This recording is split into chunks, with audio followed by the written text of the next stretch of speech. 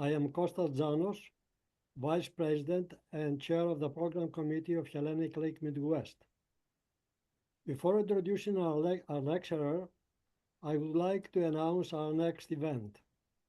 On Sunday, April 27, 2025, at 3 p.m. Chicago time, we will present Professor Kalliopi Duru in a lecture titled The Revival of Hellenism During the Renaissance. I repeat, the revival of Hellenism during the Renaissance.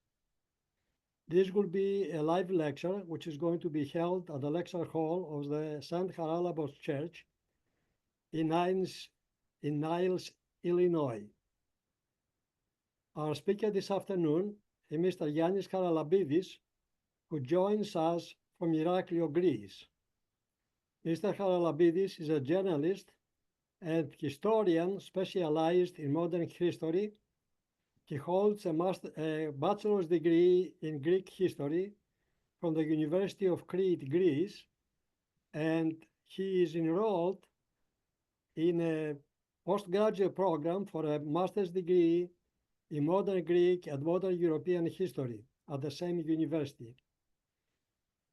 He has worked in multiple public history projects in the media and the internet, and he's currently the manager of the Patris.gr website, which is the website of the most historic and popular newspaper in Crete, Greece. As always, after the delivery of the lecture, we are going to have a questions and answer session. You can type your question at any time during the lecture or after the lecture by clicking the Q&A box at the bottom of your screen. This is going to open another screen where you can type your question. Mr. Haralambidis, the screen is yours. Thank you, Mr. Janos, and I thank Hellenic League Midwest for the invitation and the chance to address many friends in the United States. I wish everyone good afternoon from Crete. Our subject tonight will be about the Bavarian governance of Greece among 1830 and 1844. The years that are most often called Bavarocracy, Bavarokratia in Greek. That means the governance of the Bavarians, because there wasn't only a Bavarian king, a German king, but along with him we had a German court, a German government, a German regency, and so on, and many thousands of German, Bavarian, and generally German public servants and military personnel that came to Greece and helped forming of the new state. But before entering this era, let me say a few words about how we got there. I am pretty sure that all of us remember that back in 1821, the Greeks rose up against the Ottoman rule, against the Ottoman Empire. And of course, this was their chance, their moment of freedom. Let me share my presentation with some pictures for this talk.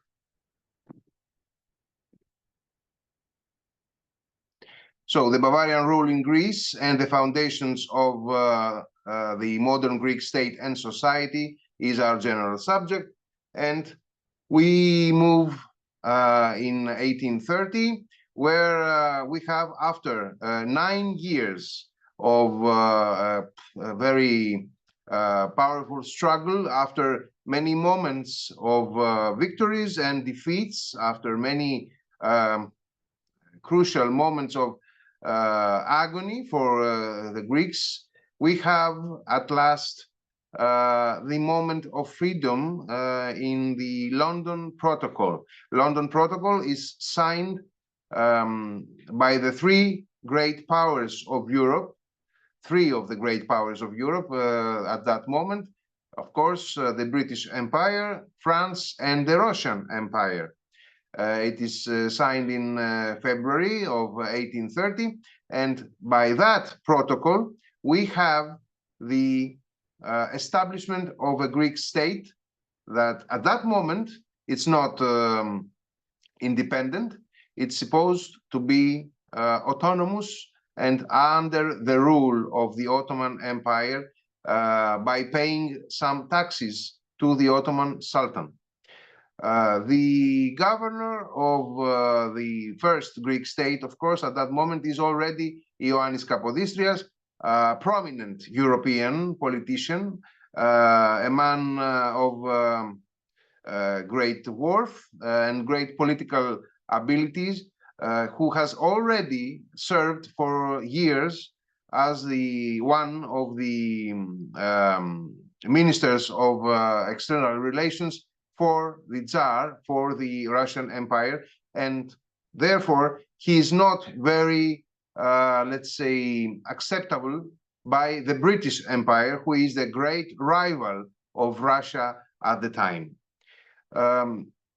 In 1830 and throughout this period of years, the years of the first formation of the Greek state, until 1832, the great question about Greece is where should the boundaries, should the borders among Greece and the Ottoman Empire set.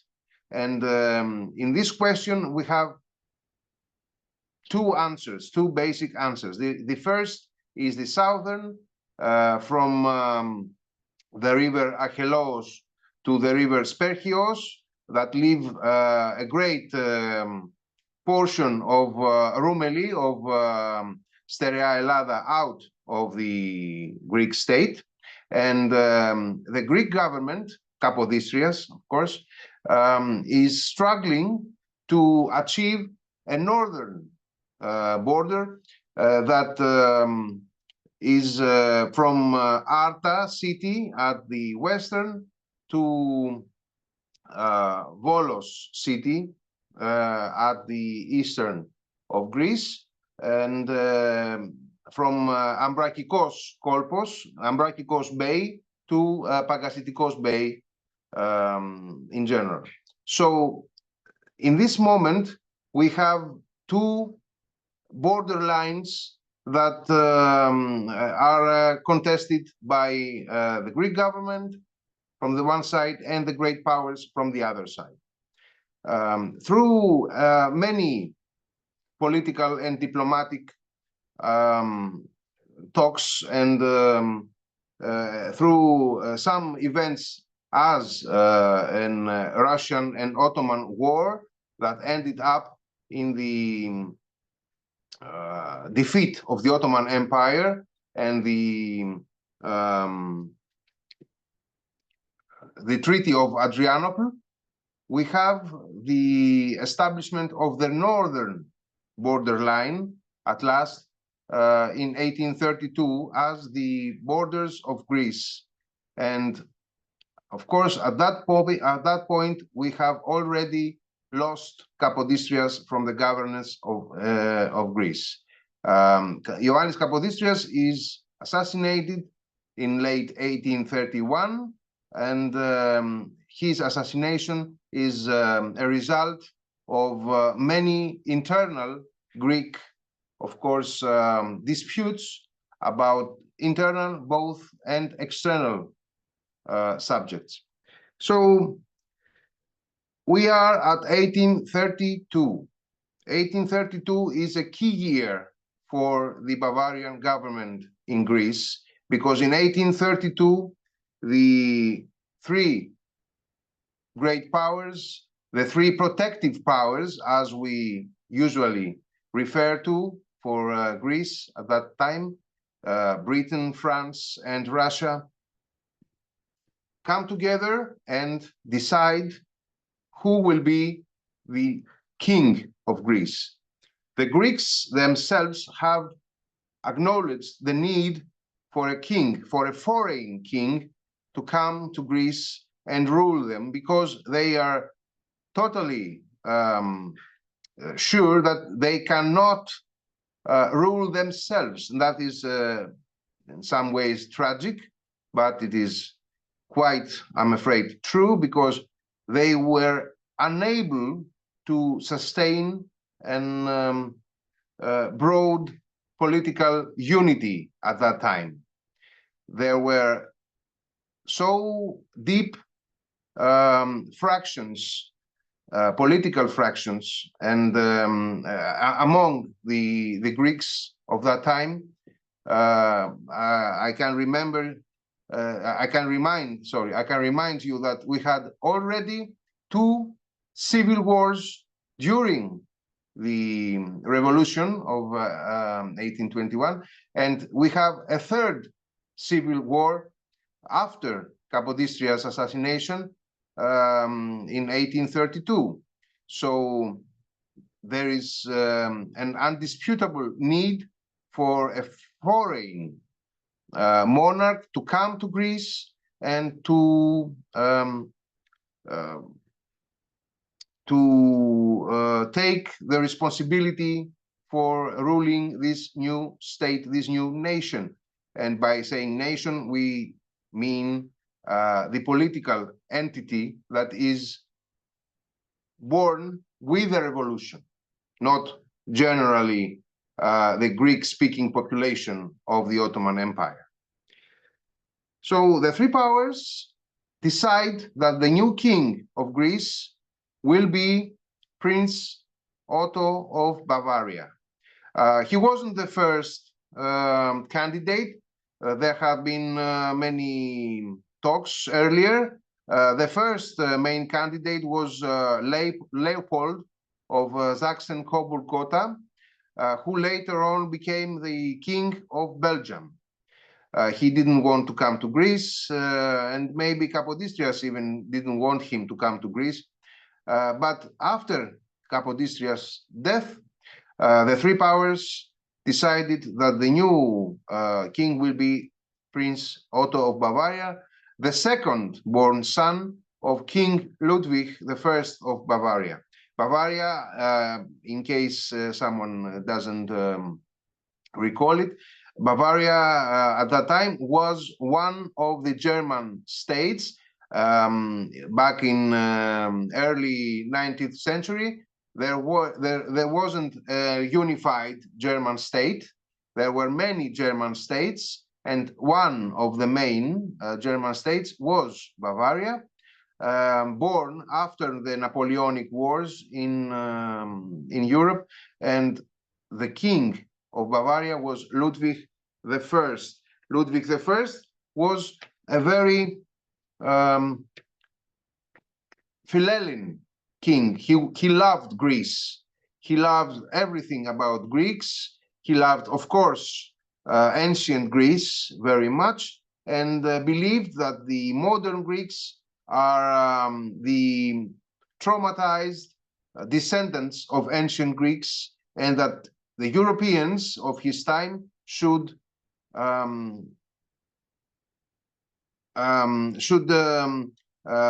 instruct the modern Greeks how to be really Europeans, how to be Western again, how to find their true roots, who were, of course, the roots of ancient Greece.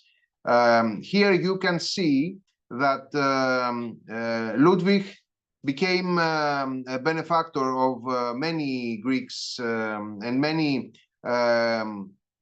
lended money, lended loans to the Greeks who were fighting, and he was so fond of Greek style that he built monuments in Bavaria, in Bayern, and in Munich that stand still till today. You can see some of them, and of course you can see a portrait of King Ludwig I. So King Ludwig was a very important person in these first steps of Greece. Why? Because he was, in some part, the true leader. He was the true ruler of Greece in its first steps. King Ludwig was the one who chose the persons who came to Greece to rule until his son, King Otto, came to age. Otto could not be a real king until 1835. So for 2 and a bit more years, there had to be a regency council. There had to be a council by some prominent public servants who could decide, who could take the responsibilities for the king. These persons were chosen by King Ludwig, who also wrote the rules by which this regency would rule. And the 2 main rules were that the regents had to be the decisions of the regents had to be taken by vote, and from the 3 regents, that means that at least 2 of them had to be in accordance for any decision to be taken, and that every decision had to be undersigned by all 3 regents. And of course, King Ludwig was a very warm fan of total governance. He didn't like constitutional monarchy. He wanted the total governance of total monarchy. He believed, as was the German, model of the time, that all decisions had to be taken by the king himself. So that model was also very supported by the Russian government, by the Tsar, and was not really supported by the British government, who at all stages wanted to support a constitutional system, a constitutional monarchy. And from the first steps of the Greek state till 1843, the question of the constitution was a very crucial for the formation of the Greek state. And in Greece, constitution gradually became very important for the Greeks, because the Greeks combined the lack of constitution with the governance of the Bavarians. So Otto was a teenager king when the 3 powers decided in 1832 that he would become the Greek monarch. He was not even 17 years old. Here we can see some pictures of this time, a portrait of him in Germany, in Bavaria, before leaving for Greece. And of course, under the portrait, you can see a painting, a gravure that shows him leaving the Munich court to go to Greece. And you can see right next to it a small part of a painting that depicts his arrival in Greece, in Nafplio. Nafplio was the capital city of Greece at that time. The arrival of Otto in Athens, right above the last picture, the arrival of Otto in Athens, because one of the first decisions that King Ludwig made, and of course all the Bavarian court with him, was that the new capital of the new state would be Athens. It wasn't sure at first who would be the capital. Nafplio was already the capital when Otto came to Greece, and there were some cities that contested for the role of the capital city: Corinthos, Argos, Nafplio itself, and at last everyone, all the German personnel, and of course the Bavarian king himself, decided that the new capital would be Athens, because Athens was the most prominent ancient Greek city, was the most famous ancient city. So a new Greek state had to be should have its center in Athens. And the last picture here is King Otto, King Othon, of course, later on, in Greece, wearing a Greek military costume. Othon, as a Greek monarch, decided that the royal appearance should be Greek. He himself was wearing Greek clothes of the time, you know, the famous fustanella and all the other clothing and outfit of the Greek military elite of his time.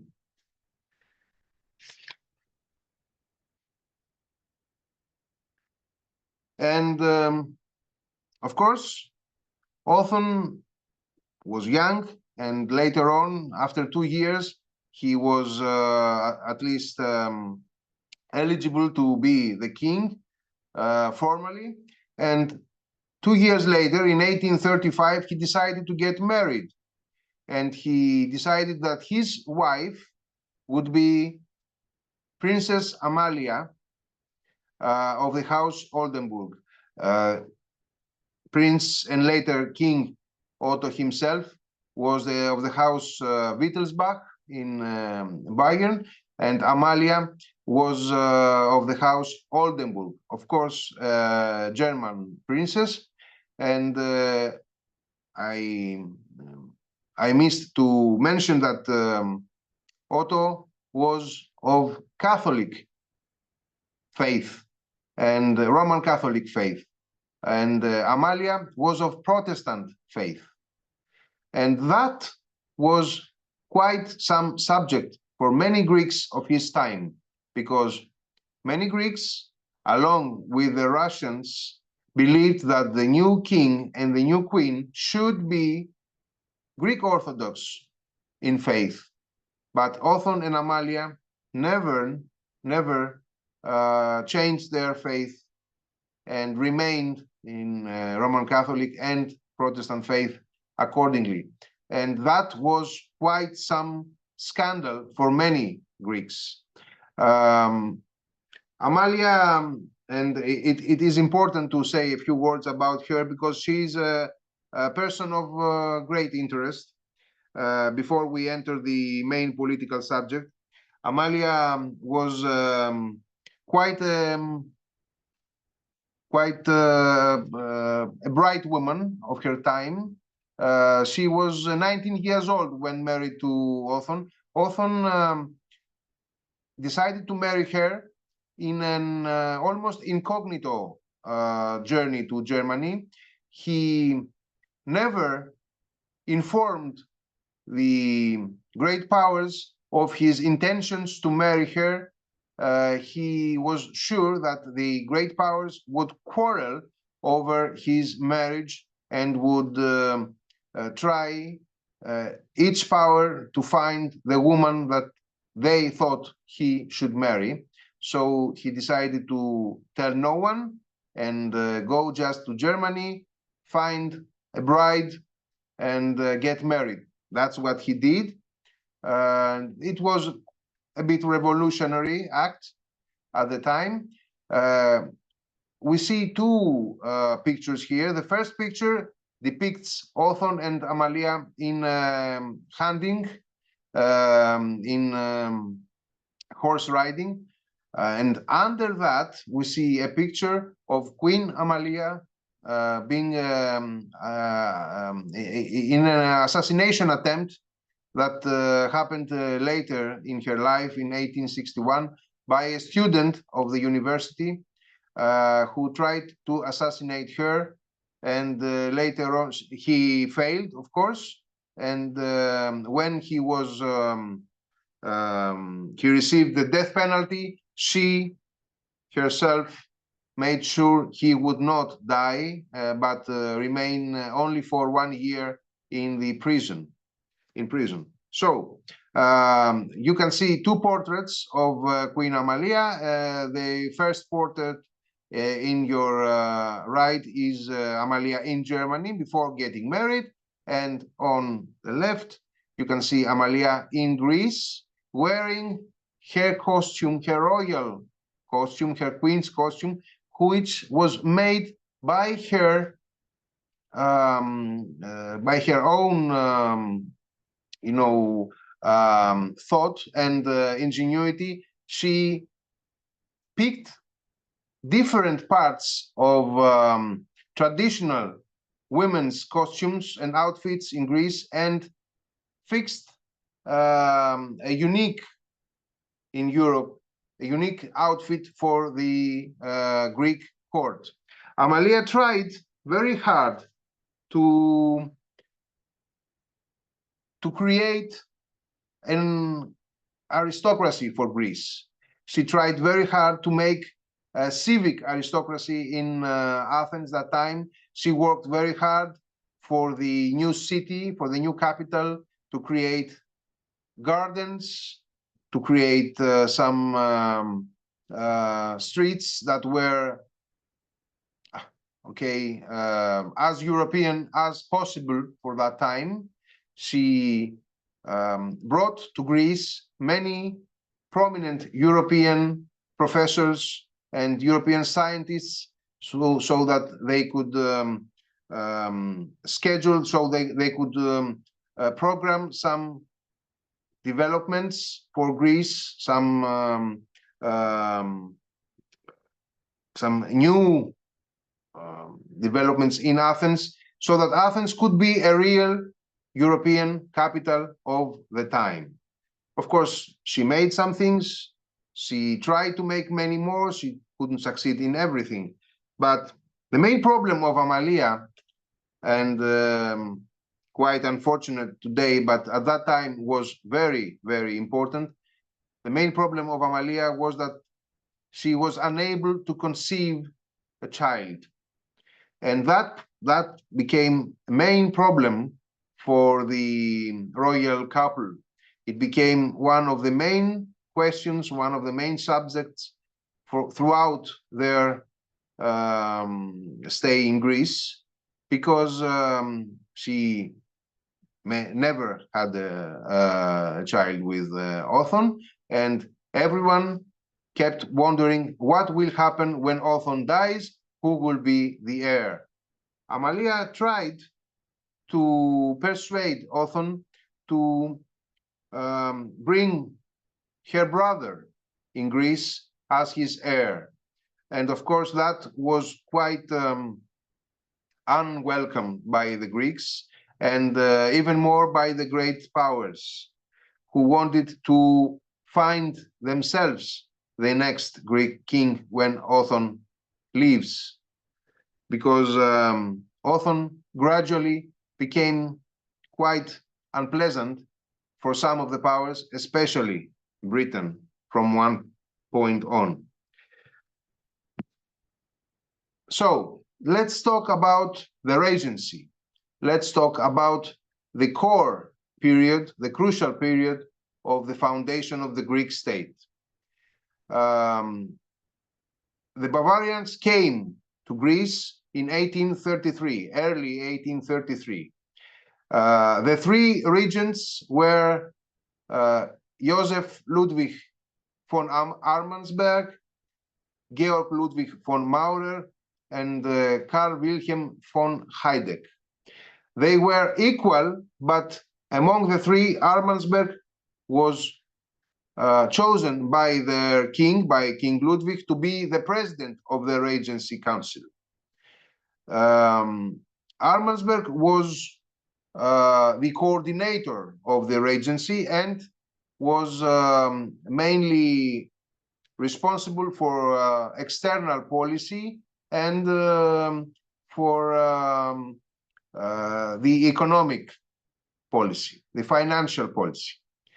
Von Maurer, who was a professor of law, von Maurer became responsible for the education, for the justice department, and for the relations of the new state with the church. And von Heideck was responsible for the formation of the new army and navy of the Greek state. Of course, they were not alone, as we already said. They were accompanied by many, many officials and public servants and scientists and experts who came from Germany to Greece to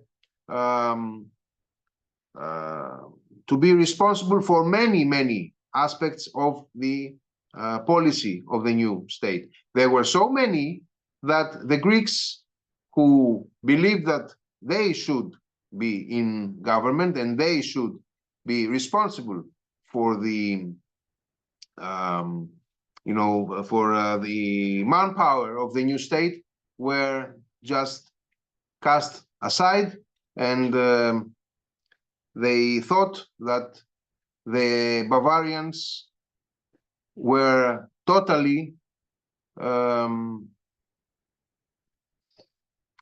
the Bavarians were taking hostage the Greek nation and the Greek state, and that they were occupying every aspect of the public life. Army is a very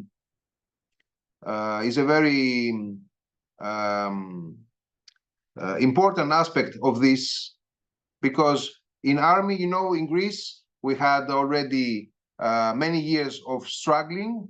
We had many personnel that was fighting, irregular personnel, irregular military personnel, forming many corps, and all these people were just left aside, and the Bavarians decided to create a new army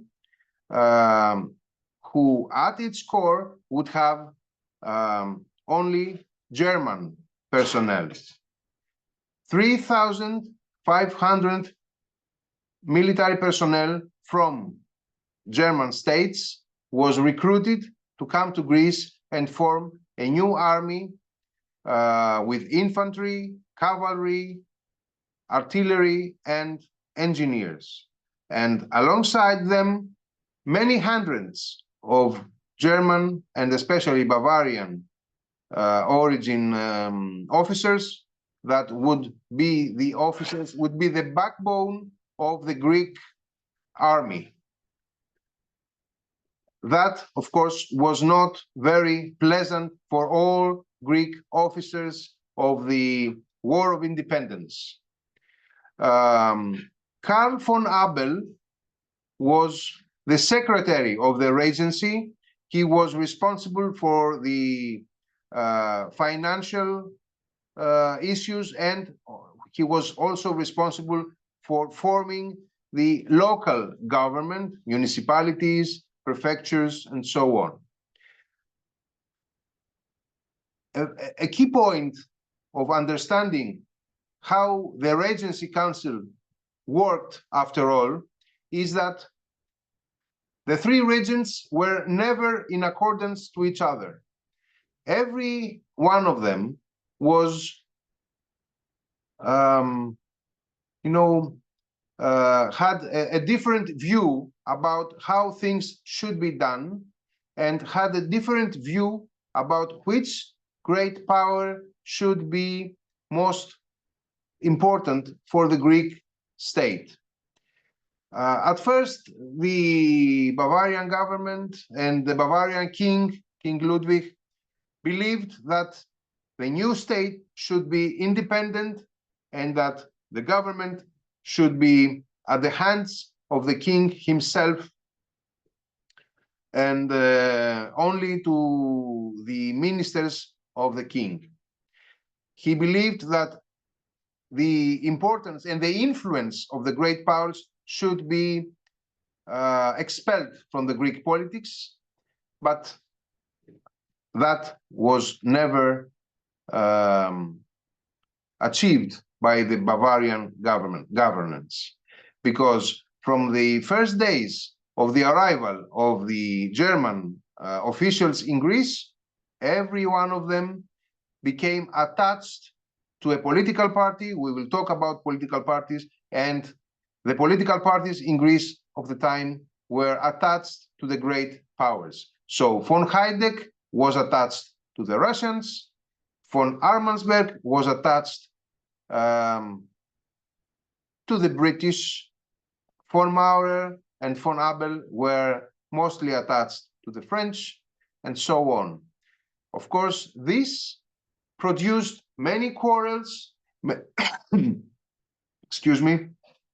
This produced many disagreements among the regents, and this led to the removal of von Maurer and von Abel in 1834. Von Maurer was substituted by Igitt von Kobel, who came to Greece at that time. And later on, von Armansberg was substituted by Ignaz von Ruthard. What is important for us to remember is that the Bavarian government in Greece, from the first day till the last day, was in a constant contest with the Greek influence and the influence of the great powers. The Bavarians tried very hard to establish a modern state, and they were convinced that the best way to do that was to eliminate the Greek personnel from government at that time. They thought that, and I don't know, maybe they were, at some point, they were right about that, that the Greek personnel of that time was inadequate and it was incapable of forming the new state, and that the influence of the great powers was quite disturbing for their job, for the formation of the new state. But they were never capable of implementing this policy to the end.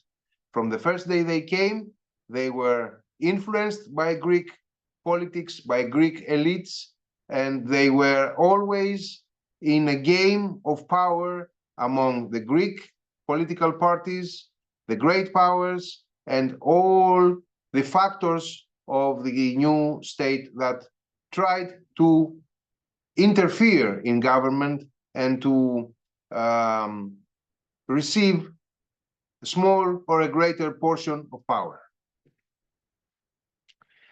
The political fractions, the political parties in Greece of the time, they were not really parties as political parties as we think of them today. The very important and very fascinating and very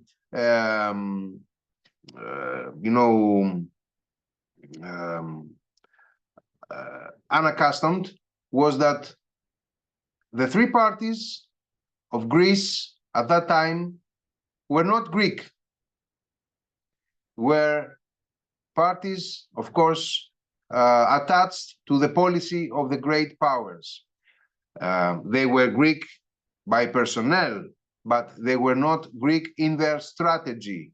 They thought, all the Greek politicians of the time thought that the best way that they had to be in government was their connection and their relationship with the great powers. So we have the English party, the French party, and the Russian party. The English party had Alexandros Mavrokordatos as their leader. The French party had Ioannis Koletis as their leader, and the Russian party had both Andreas Metaxas and the very well-known Theodoros Kolokotronis as its leaders. The three parties were all the time contesting for their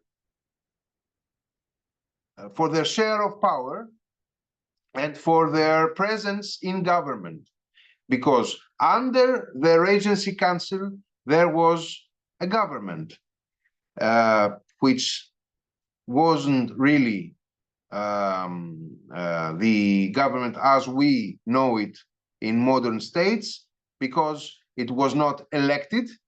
There were no elections at the time, there were no constitution, and the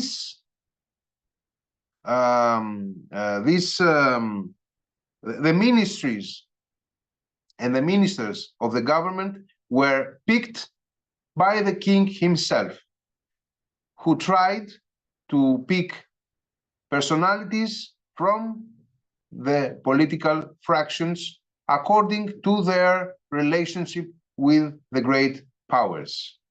So when more persons coming from the English party were in the government, the British thought they had the control of the Greek government. When more politicians from the French party were in government, the French thought that have the power over Greece, and so on. And when, let's say, the French control became stronger, then we even have a cooperation among the English party and the Russian party to overthrow the French control over the government, and so on. This was the main game of power in Greece, the main game of power. The new state started working from the first day. The new government worked really hard, and we have to acknowledge that the German personnel worked hard, no matter how many disadvantages did this governance had. The Bavarian government worked hard and worked very passionately to create a modern state. Maybe not always with the right decisions, maybe by making many mistakes, but they worked really hard.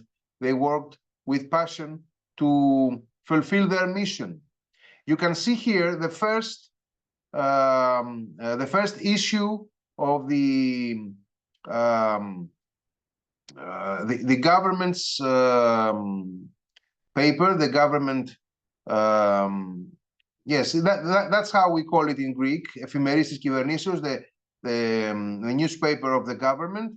It's the first issue in 1833, and as you can see, in the first years of the new state, the official languages of the administration were two, Greek and German. Greek and German. And on the other side, you can see a letter by King Othon. an official letter by King Otho. The new state tried to create everything by scratch: justice, schools, law, administration, local government, army and navy, international politics, foreign policy, everything from the beginning. They created schools, school stages, educational stages, and of course a new university in Athens, which was first called Othonian University. Now we call it Capodistrian because Capodistrias wanted to create a university, but thought that it wasn't the right time when he was in Greece. Today we call it Capodistrian, the University of Athens, but at that time it was called Othonian. And very many aspects, all the aspects of the politics of the new state were done by scratch. And of course, the church, the relationships, the relationship of the state with the church was of great importance and was mostly a subject of foreign policy. Yes, before going to the church issues, let's say a few words about the army. We already spoke about the army. The army was formated mostly by Bavarian troops. As we said already, we had infantry, cavalry, artillery, and engineers by German personnel, and the beginning of a new army, a new tactical army, by recruiting Greeks with German officers. And we had the creation of gendarmerie, the new police. And of course, we had even some local uprisings during the Bavarocracy. During the rule of the Bavarians, we have some local uprisings for many reasons. The most important was the uprising of Mani in the Peloponnese.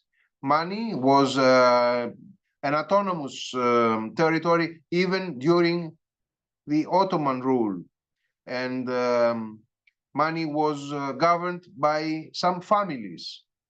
The most prominent Maniat family was the family of Mavromichalis. You know, if you remember, Petrobes Mavromichalis was one of the great generals of the Greek Revolution, of the Greek War of Independence. And he was imprisoned by Capodistrias, and later on his family murdered Capodistrias, and later on his family even came across with the Bavarian government, and they had even military operations in the Peloponnese, in which the tactical army was defeated by the Maniats. That's, I think, quite characteristic. Let's say a few words about the religious issues. We said that Georg Ludwig von Maurer was the regent responsible, among others, for the relationship with the church. From day one, the Bavarian government wanted the church to be autonomous, wanted the Greek church to be quite separated from the control of the ecumenical patriarchate in Constantinople, because they were convinced that if the Greek Church was in the control of the Patriarch in Constantinople, that would mean that it would be in the control of the Tsar, in the control of the Russians. And of course, both the Greeks, both the Bavarians and the other great powers, and mostly Britain, did not want the Greek Church and anything Greek to be under the control or the influence even of the Russians. So Maurer perceived, and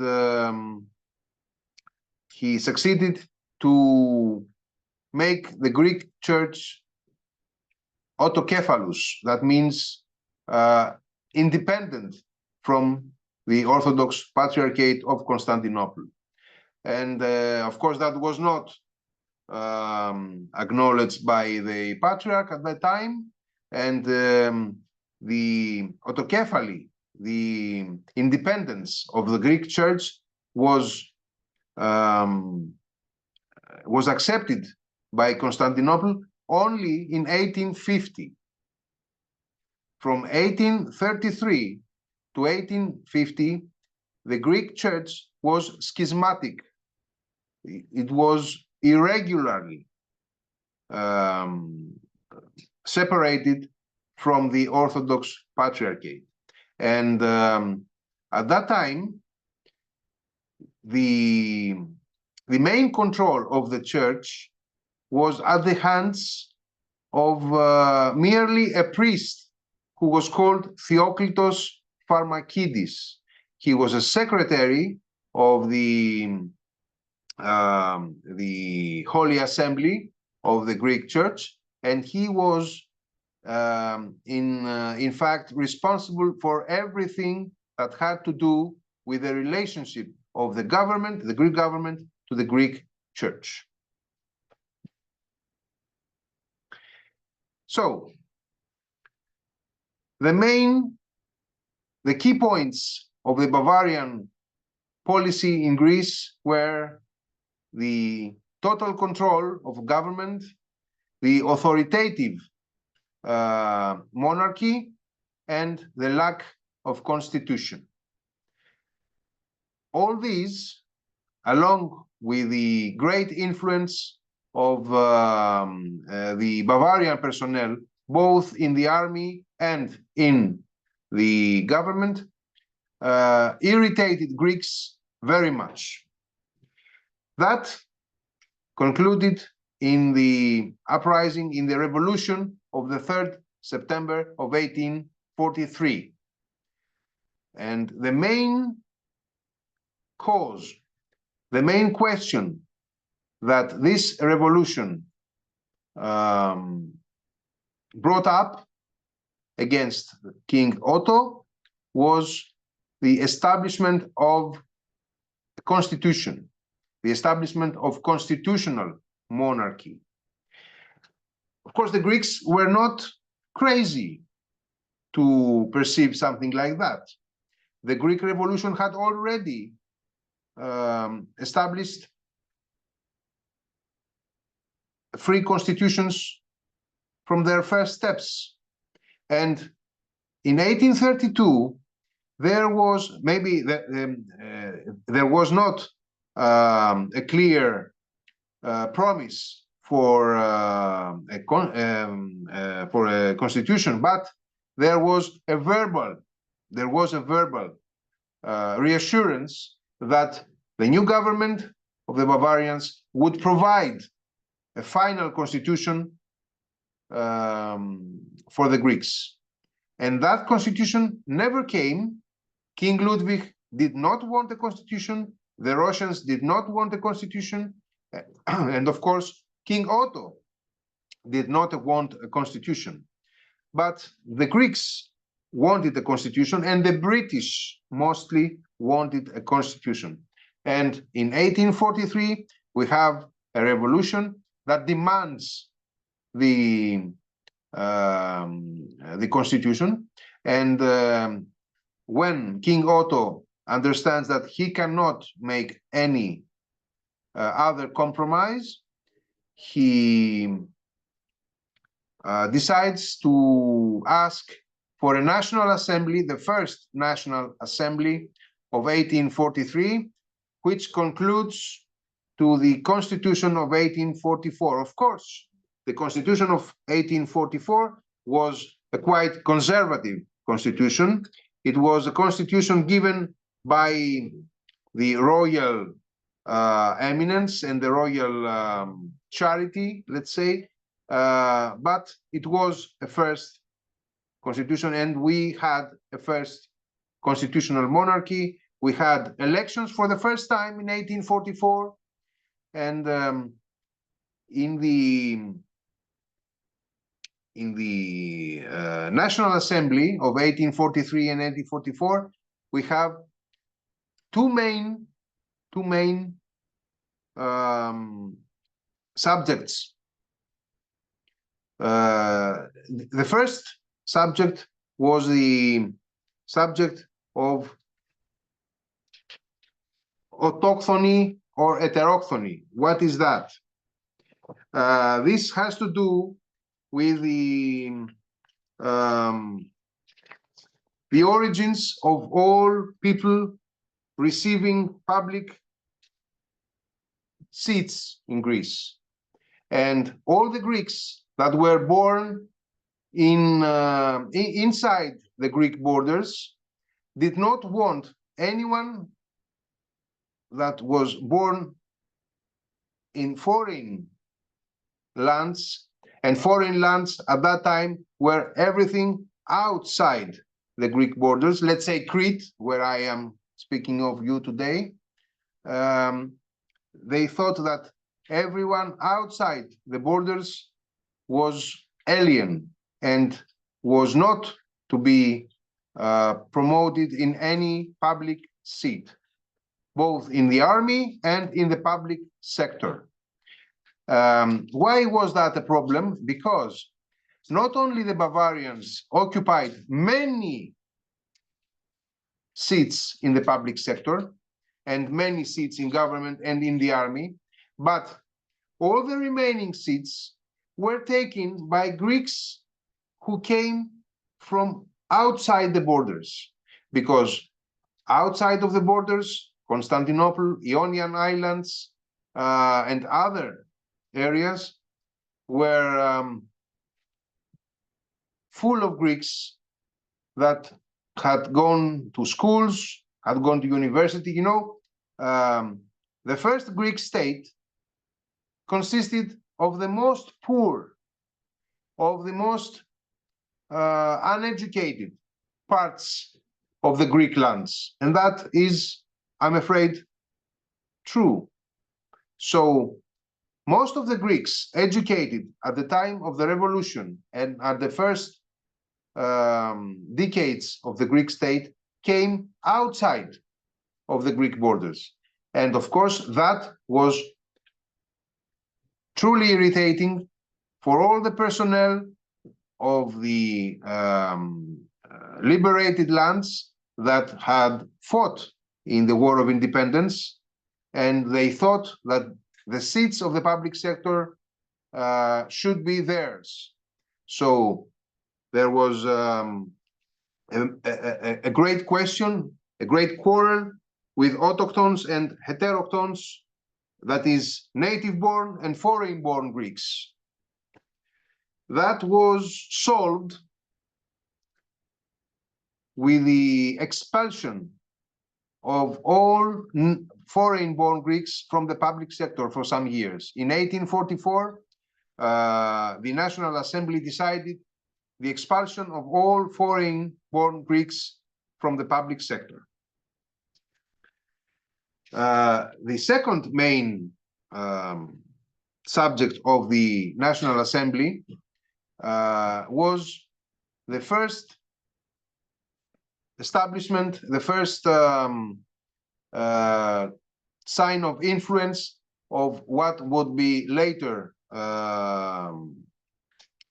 very well known as the great idea, Megali Idea, a national ideology that Greeks should become the successors of the Ottoman Empire in the East, that they should be the the leaders of European East. And I think that I should move on because this national ideology was very King Otto was very fond of this national ideology. King Otto believed that this would be the fate of Greece, and believed that the Greeks should perceive such a goal as to liberate all their lands from the Ottoman Empire and become a very powerful nation in the European East and all of the Eastern Mediterranean, if possible. And of course, Greece at that time was very weak, very poor, very uneducated, very far from that goal. And this goal made King Otto to be reckless in international politics. This goal made King Otto to be quite,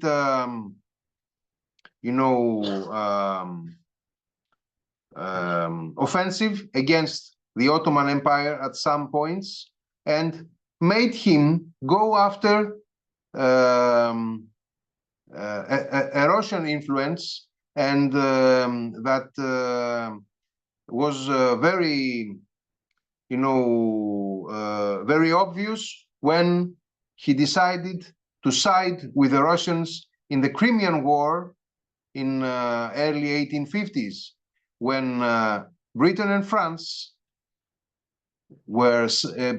came side by side with the Turks against the Russians, and Greece was side by side with the Russians. And at that time, the British government and the French government decided that Otto should no longer be the man of preference in Greece, and that he should be ousted. That didn't came right after that.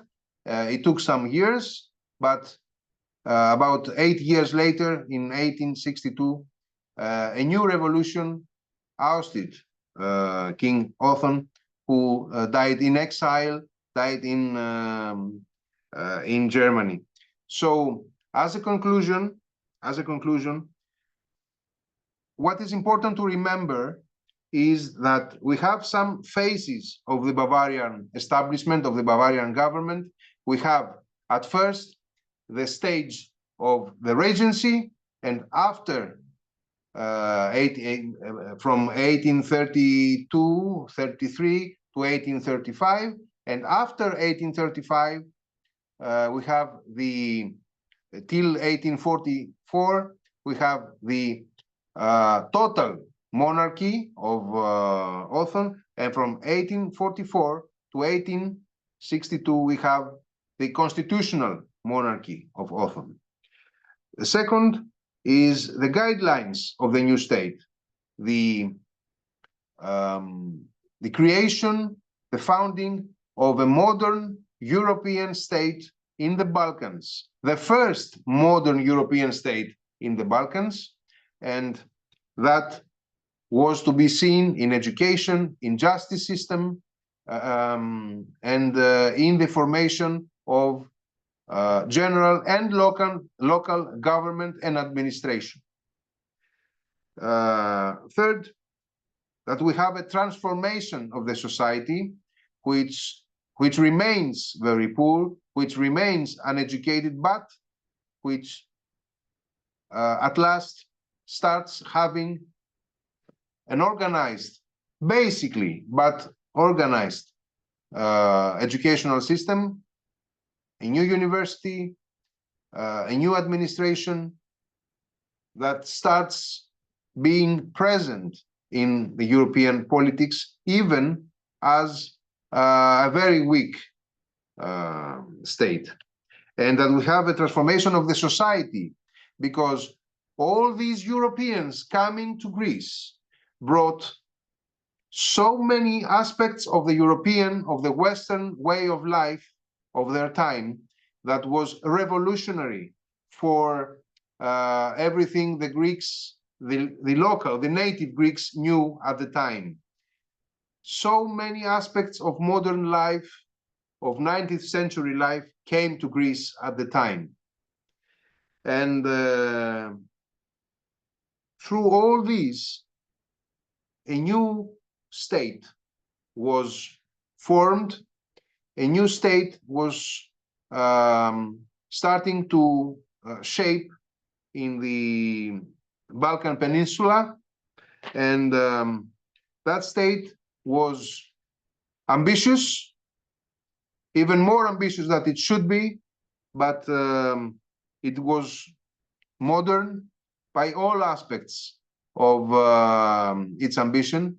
And you know, when someone looks down to the true picture of the time, how Greeks were thinking, how Greeks were receiving everything happened around them, then from a point on, you understand that everything that these people succeeded at the time was a miracle. Not only their freedom, but also the chance to make a state, a national state, where no one else before them had succeeded. And of course, they had many difficulties, they had many internal affairs, many quarrels, many failures, but they also had success. They also had their chances, and many of them were successful, and they set the foundations of this state till today. All our foundations in justice, in administration, in law were set at that time in the decades of 1830 and 1840. So I want to thank you for listening to me, and I look forward to your questions so that we can say more special things about this.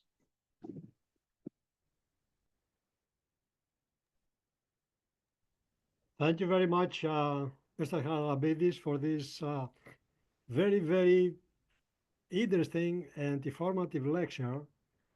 And actually, the subject is so rich that it was impossible to cover in very much depth in one lecture. So I hope that probably it will take some of the subjects as the subject for some future lectures. I see that there are many questions. Let me say for the questions that I will first present questions from those who they asked for the first time. And if the first timers are over, then I will take questions from the same person for the second time. I see already some questions populated. The first question is from Savas Koksoglu, who says, is it true that Dimitrios Psylladis was key in the formation of the first regular Greek army, since he himself was the only Greek officer in the War of Independence who was a formally trained officer? Yes, Dimitrios Psylladis had a part, but a small part, because at the time of the formation of the first, in Kapodistrias years, in the first Greek tactical army, Dimitrios Psylladis already was in dispute with the most of the other prominent Greek politicians, and especially with Ioannis Koletis, who was quite an important man at that point. What is very interesting and is not well known, we will go back to 1820, before the revolution even started, is that one of the brothers, Ypsilandi, not Dimitrios, not Alexandros, who was the leader, the official leader of the revolution, but Georgios Ypsilandis, who was also an officer of the Russian Imperial Army, was the one to establish, to write the first organization of the Greek army that was to be organized after the liberation of Greece, and that was written in today Moldavia state, in Moldova, where all the Ypsilandis brothers were situated before the beginning of the official beginning of the revolution in February 1821 in the hegemonies, in the Paradunavian states. The second question is from Kostas Dalagiorgos. It says, how do Greek people today view this period of Bavarian control and influence? How is this period of modern Greek history taught in schools today? Yes, that's a very nice question, a very interesting question, and thank you for that. So, I'm afraid that the Bavarian period, it was until recently, until the last decades, at least, it was quite ill-spoken, quite disrespected by the Greeks, the Greek historians also. But today, we know, in the last 30, 40 years, we know much more about it, and we can understand it much more. And it is, at least by our historians, our historical community, it is a lot more, acknowledged as important for the formation of the Greek state. The Greek people had not a positive recollection of this period. They were quite unfavorable of it, and the term Bavarocracy, Bavarokratia, was quite infamous. They thought that it was almost a tyranny. Of course, it was authoritative. There is no doubt that it was an authoritative governance. But Capodistrias' regime was also authoritative, and I'm not quite sure how could any regime in Greece of 1830s could be less authoritative than this, because Greece, the liberated Greek lands in 1830s were a land of chaos, and that is very well known by all writers of the time, both Greeks and foreigners. The next question is from Vasilis Markandonis. When they referred to heterochthons, didn't they mean ones that did not fight in the revolution, and not necessarily those who lived abroad? Yes. The main criterion was that of birth, where one was born. But there was a second criterion, and that is important for answering this. When these people had come to Greece. And that was not strictly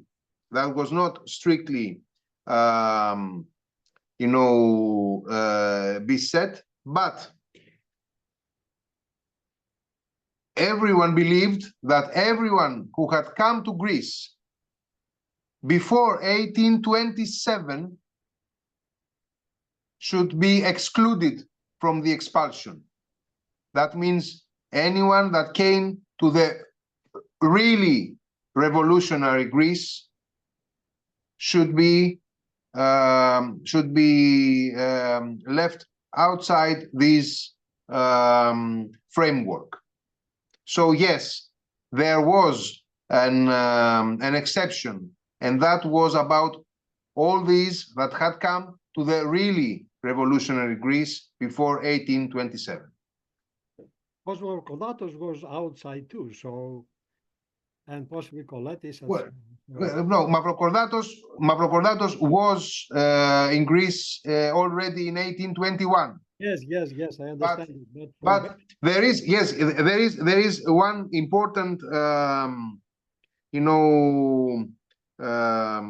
detail, very important detail. All three leaders of the political parties, Mavrokordatos of the English party, Koletis of the French party, and Metaxas of the Russian party, were all of them born outside the borders of the Greek state. Metaxas was from Ionian Islands, from Kefalonia. Koletis was from Hypiros, Ioannina, and Mavrokordatos, of course, was of Phanariot origin from Constantinople. Thank you. Then I don't see any other question asked for the first time. So before I go to Savas Koksoglu, who has the second question, I would like to ask a question. Mavrokordatos, Koletis, Kolokotronis, Metaxas, they had associated themselves with the big powers. Was that because because of ideology, or because by this way they were serving their ambitions, their political ambitions? I think both. I think all of them combined both ideology and interests in a larger or smaller portion. Of course, we know that Kolokotronis really believed that the Russian Empire is the state, is the power that can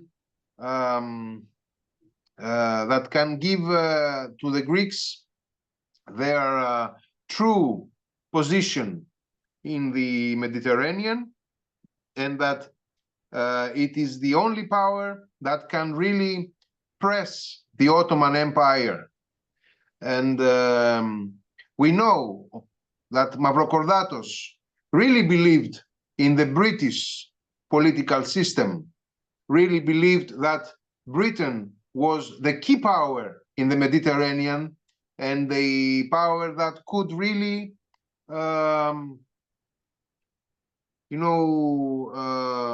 Help the Greeks. guarantee the best option for Greek national interests. But there is no doubt as well that all of these men combined their view of international politics with their own personal political interests, and that they knew that, of course, I mean, Kolokotronis had a strong connection to the Russians even before 1821, and that Mavrokordatos had connection with British elite even before 1821. So, I mean, it's both. It's a combination, really, and they all knew that they had their best chances in politics and in the sharing of power, combining their efforts to the politics of the great powers. The next question is from an anonymous attendee. When the Church of Greece came under the auspices of Constantinople, did this give the Ottomans at least as much influence over Greece as the Russians? No. By 1850, when the relationship between Athens and Constantinople were, fixed, the Greek Church had already been quite distanced from this patriarchate policy. But because there was a fear that this influence, the Russian influence through the patriarchate, would be reinstated, the government, the court, the king, placed Theoklitos Pharmakidis back in his place. Theoklitos Pharmakidis was removed from his duties as a secretary of the Holy Assembly of the Greek Church in 1844, after the Constitution, because he was of foreign origin. And when in 1849 the Greek government, the king, decided that there should be a new relationship with the patriarchate in Constantinople, because there was a practical problem. There had to be more more bishops, and bishops should be committed by the patriarch. So they had to fix their relations. And when this was decided, they brought back Pharmakidis to the key position, because they were certain that only with Pharmakidis in this place there would be no influence of Russia in the Greek religious affairs. There is another question from another anonymous attendee. I don't know if it's another or is the same. So I will take his question, but I will not take any other question from anonymous attendees, because I don't know if it is the same person asking many questions and it's unfair for the other people, or they are different persons. So this will be the last question I will take from anonymous attendees. King Othon was descended from the line of King Ludwig I, whose son and grandsons were considered eccentric, if not insane. Were there any similar issues ever raised with regard to Othon? No, actually there were not.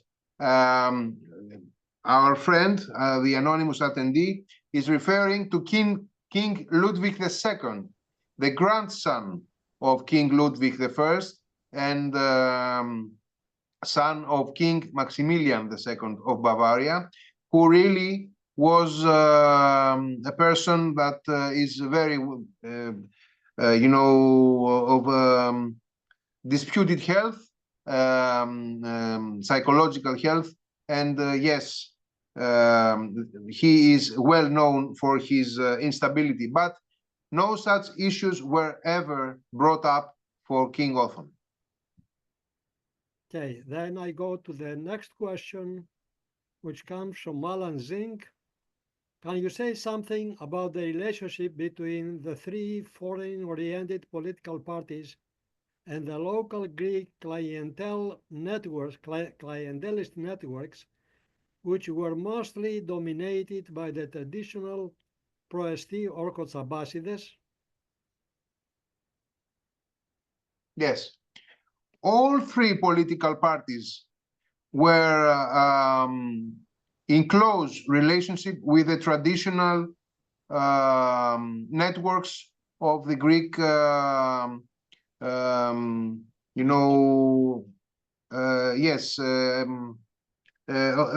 Greece.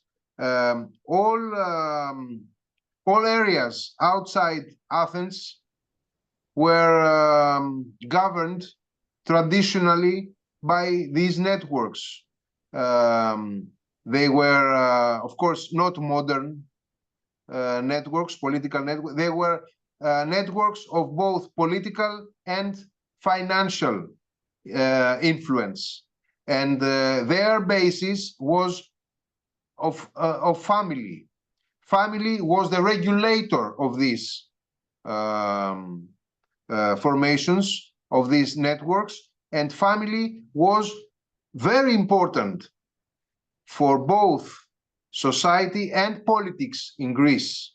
And if I may say, even today, family keeps quite an important role in Greek politics, in Greek financial life, in Greek social life. And that is an important difference between Greeks and other nations of Europe. So all of the parties, more or less, were in accordance and in cooperation with these networks, because without the cooperation of these networks, they would not stand a chance of local importance and influence. But every single network of every local area was not to be taken for granted. These networks could switch their client provider-client relations to other parties in power. So one network, let's say in Corinthos, could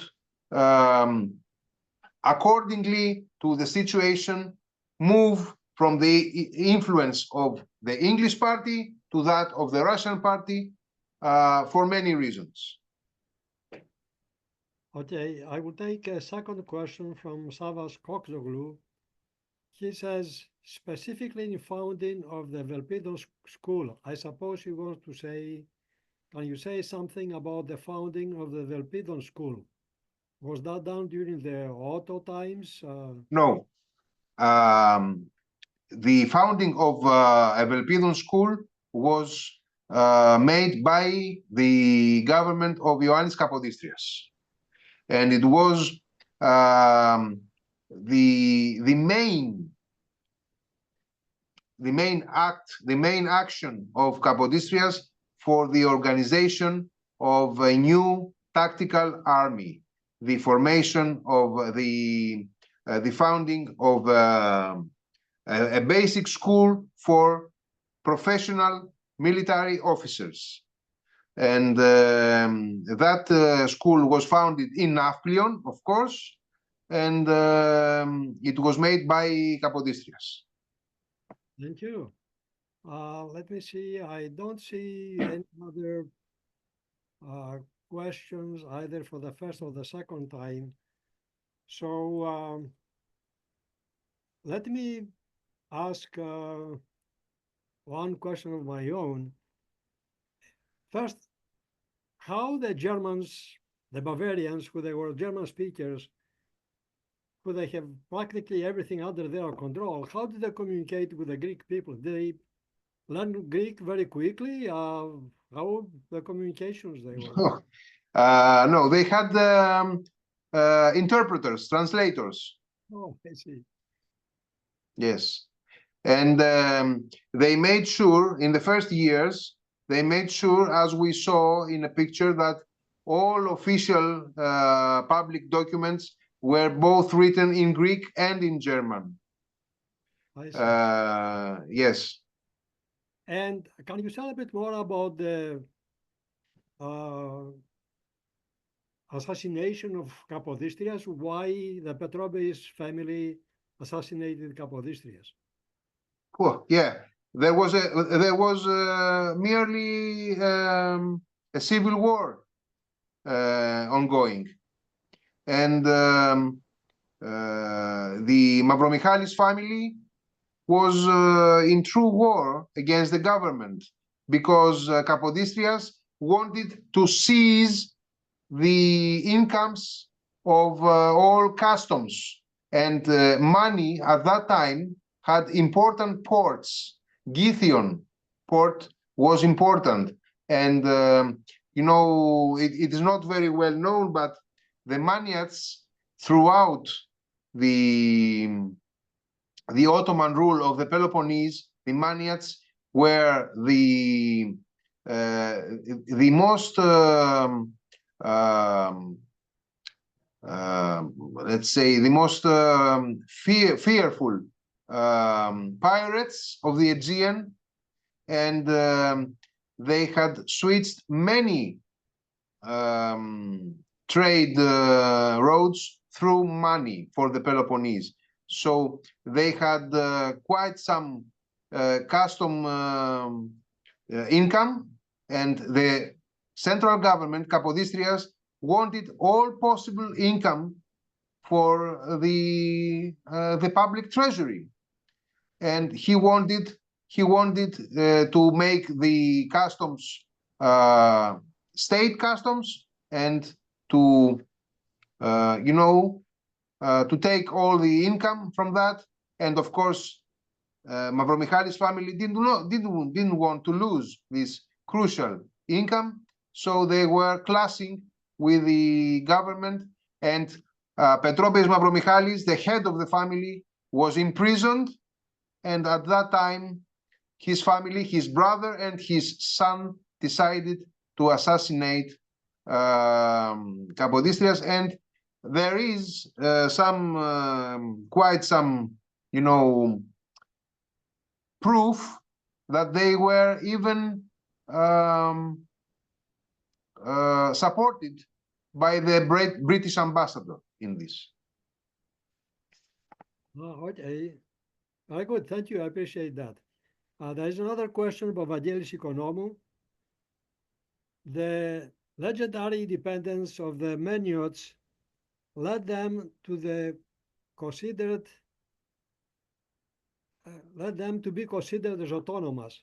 Can you speak more about the conflict between the Central Greek government and that of this area of Greece? When did they come under the sway of the Greek government? I suppose you covered part of it with my question. Yes, we already covered part of that. Let's say that this, you know, this compromise was succeeded in the years of Bavarocracy. After 1835, after the years of their regency, King Othon decided to compromise with the Maniots, and he even made Petropes Mavromichalis one of his prominent generals, and received him in the royal court. And more or less, there was a compromise about every aspect of the governance of the Peloponnese, and that was, of course, made after there was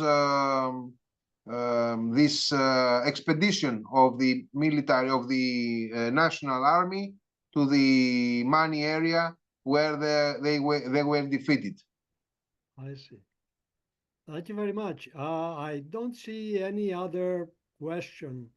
Stefanos, do you see any other question? No. I had a question, though. Okay, go ahead. I'm not sure if I missed that, but what was the fundamental reason that the Greeks decided to bring a foreign king? And that was followed with King George, etc. Actually, who did bring the king? Was it the Greeks themselves or the guaranteeing great powers? What is the background of all that? Because in the beginning, during the revolution, it looked like the Greeks wanted to form a very progressive democracy. with the ethnocenelipsy of Elefsina, etc., and then suddenly they descended back into bringing kings and dynasties for abroad. So did some foreign influence dictate that? Okay. Yes, thank you for this. It is quite true that from the first steps of the revolution, the Greeks in their national assemblies, in their revolutionary assemblies, and in their constitutions, they found it a very progressive, constitutional framework for the new revolutionary state. But that framework did not exclude the presence of a king, because after the Napoleonic Wars, no one in Europe, no one in European continent could imagine a state without a king. No one. So the presence of a king was never excluded, even by the most radical and the most progressive Greek constitutional texts. So, in 1830, along with the recognition of the Greek autonomy first and independence later, the three great powers decided that they should pick a monarch for the Greek state. The Greeks were not asked. The Greeks were not even mentioned in these texts. The Treaty of London of 1832 that named Prince Otto of Bavaria as the king-to-be of Greece, this treaty was signed by four parties. These parties were the three great powers, the three protective powers, the British Empire, France, and the Russian Empire, and the fourth party was the Kingdom of Bavaria. The Greeks were not mentioned, and the Greeks were not taken in mind. The Greek National Assembly in the summer, in July 1832, voted that Prince Otto should be the new king. But that vote, that decision, had no political significance, had no political importance for anyone in Europe. This may be unfortunate, but it's the truth. It's what happened. It's the fact. So the Greeks were convinced that they needed a European monarch so that they have a representative to talk as equal, or, okay, as much as possible equal to the British and the French and the Russians and all the powers in Europe, and that they needed someone outside Greece to come and rule them because they were killing each other. Before and after Capodistrias' assassination, there was a civil war in Greece. And they were convinced that the only possibility for this situation to stop is for a foreign ruler to come and govern. Thank you. Thank you. So this is related with something I read in Wikipedia, that Kudriotis asked the foreign powers to decide on a king from Greece. Was that relevant to the great powers, or they had made their mind before that? Yeah, I'm quite sure that the great powers did not expect or wait for the Greek prime minister or anyone from Greece to tell them what to do. Let me be frank on that. But of course, the Greeks were not of outer space. The Greeks understood the position of Greece at that moment. After the death of Kapodistrias, everyone in Greece, everyone understood that no one there could have any significance for the Europeans to talk with. The Europeans, even the British who disliked him, took very seriously in mind Kapodistrias. After his assassination, no one in Greece was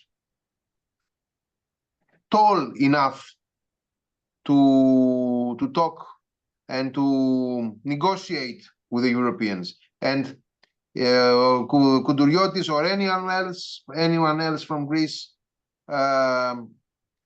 may send letters or even talk to some European official, but in the foreign ministries of London or Paris or St. Petersburg, no one really waited for anyone from Nafplion to tell them what to do. Very good. So I will take 3 last questions, and then we will close it because it's getting late, especially for the speaker who is joining us from Greece. So another question that came up, which I think is related to what already discussed, it has to do with the taxes that they were collected by the Mavromichalis family. This question is from Dean Chichis, and it says that were the taxes collected by Mavromichalis on behalf of the Sultan? I suppose possibly he was doing it before the independence of Greece, but not. Yes. Yeah. Yes. But before he was collecting taxes on behalf of the Sultan, is that correct? Yes, that's correct. Yeah. Okay. Very good. I suppose that this satisfies the in the name of the Sultan. In the name of the Sultan. In the name of the Sultan. Okay. But he was putting them in his pocket? They were taken. Oh, well. Okay. So the next question is from James Z. Is there a book you can recommend that dwells further today on the subject?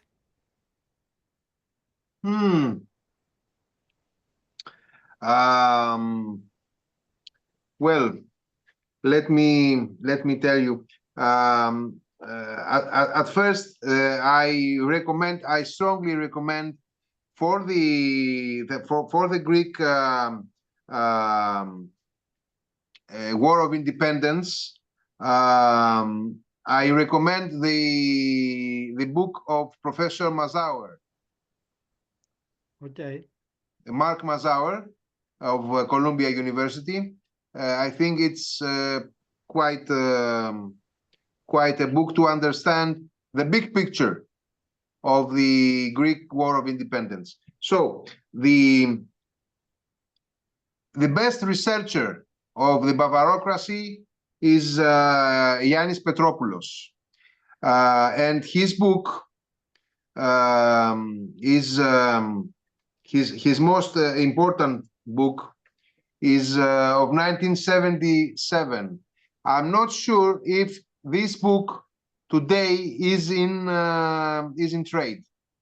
I'm not sure if you can find it.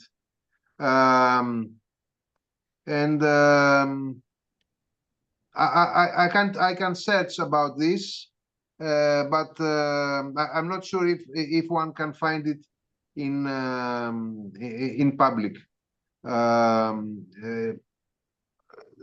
It's quite possible that it could be found online. Ioannis Petropoulos and Ekaterini Koumarianou, they both are the writers. Petropoulos is the main writer, and the book is the name of the book is the reign of Othon and 1833 to 1862. I think that remains the key book for this, and it's the book that changed our view, changed the view of the Greek historians for the years of King Othon. Okay, and I will take the last question from Vangelis Economou. Says one main point of contention of the Greek Civil War period was whether to bring back the king. So this goes to the Civil War, much later. Churchill was reputed to have said that the Greeks were not ready for democracy. So I suppose he wants to relate this to the questions about democracy at the time of the 1830s. How was British foreign policy able to reinstate the monarchy? So I don't understand now. He talks about the monarchy at after the Civil War of the 40s. Well, I'm not sure. I'm not sure I understand the question exactly. If we are talking about the reinstate of the king after in the period after World War II, then the answer is that the British throughout World War II, Winston Churchill always wanted to have the King George II back in Greece after the war. There's no doubt in that. Reinstating the king was the key point of the British policy for Greece throughout World War II and after. But in 1944, in 1943 and 1944, the vast majority of the Greeks did not want King George II to be back. What changed? What changed was the policy of the National Liberating Front, which was controlled by the Greek Communist Party throughout 1943 and 1944, and especially the uprising of December 1944 and the Battle of Athens, where everyone who was out of the control of the Greek the Greek Communist Party, everyone thought that there could be no guarantee for another uprising of the Communist Party than the return of the king. And that was clearly proved in the referendum of 1946. In the referendum of 1946, the return of the king was undisputed. The referendum of 1946 and the elections of 1946 were,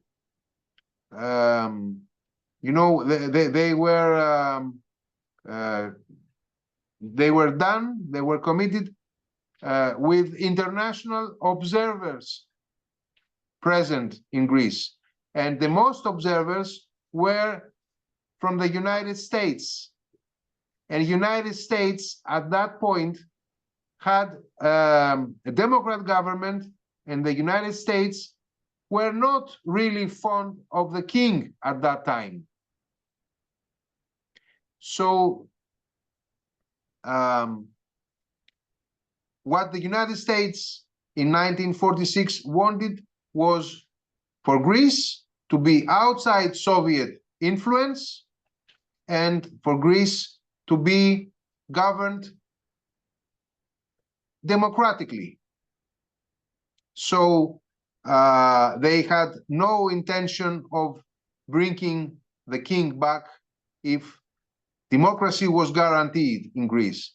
But unfortunately, the politics, the policy, the actions, the decisions of the Communist Party were the main factor that made possible and even demanded for the vast majority of the Greeks the return and the reinstate of King George II.